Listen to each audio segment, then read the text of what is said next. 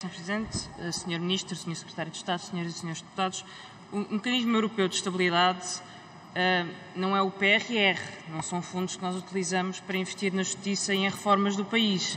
O Mecanismo Europeu de Estabilidade é filho da Troika e não resolve nenhum dos problemas que identificámos na Troika, que ia destruindo, aliás, a União Europeia, a sua credibilidade e a sua legitimidade perante os povos, dando uma boa ajuda ao crescimento do populismo de extrema-direita na União Europeia.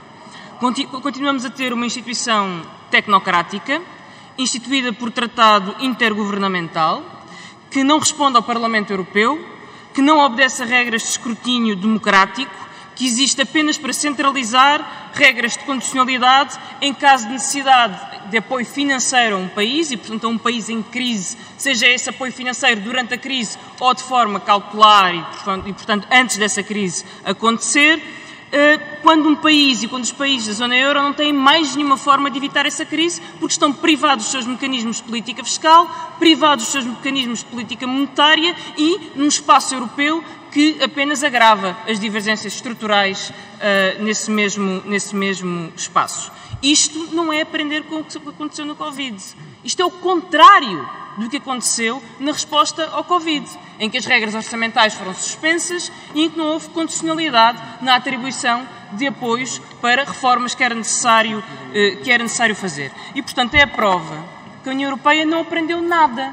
Tem necessidade de legitimar, tem necessidade de alterar algumas formulações, alguns argumentos, mas não aprendeu nada sobre os erros da sua estrutura institucional e sobre os erros das suas instituições. O que está aqui a fazer é reforçar as regras do PEC, que já eram absurdas e que deve ser um dos aspectos mais contestados de regras institucionais que se conheça a nível mundial, reforça as regras do semestre europeu, insiste na atribuição de poderes a instituições que não são democráticas, insiste na imposição de condicionalidade, que, como diz o Sr. Deputado do PAN, é, na verdade, uma política repressiva e punitiva. O que eu não percebo é como é que um partido se pode abster num mecanismo que impõe uma política repressiva e punitiva a outro país.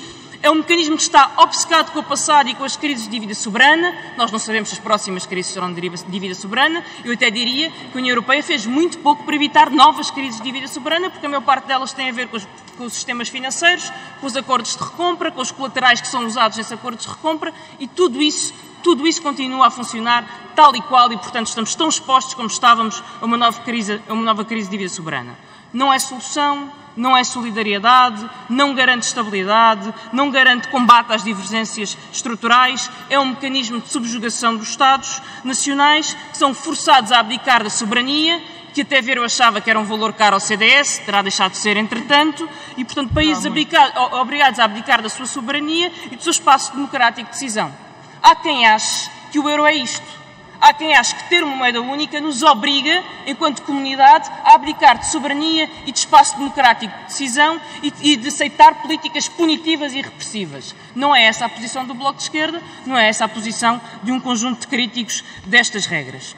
Finalmente, em relação ao Fundo Único de Resolução.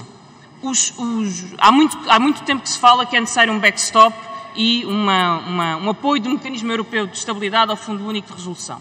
Os prazos e os valores que agora nos são apresentados são inúteis para lidar com uma crise sistémica bancária a nível europeu. Inúteis, porque nem a devolução será feita de 3 a 5 anos, como o Governo do Partido Socialista bem sabe, porque estendeu o empréstimo de 20 anos quando aconteceu em Portugal, nem os 68 mil milhões são suficientes para lidar com uma crise bancária a nível europeu. O que faz a nível nacional é acabar com a possibilidade de recapitalização de um banco para sujeitar todos os bancos nacionais às regras do Fundo Único de Resolução. E a resolução não é o fim de linha, não é aquilo que vai acontecer depois de um conjunto de atividades. Termino, Sr. Presidente. Assim que um banco é declarado como estando em risco de falência, há duas hipóteses, resolução ou liquidação. E há uma novidade, quem decide não são os portugueses. Quem decide não é o Estado português, quem decide não é a democracia portuguesa. Não nos parece que essa seja uma resposta para o país. Obrigado, Sr.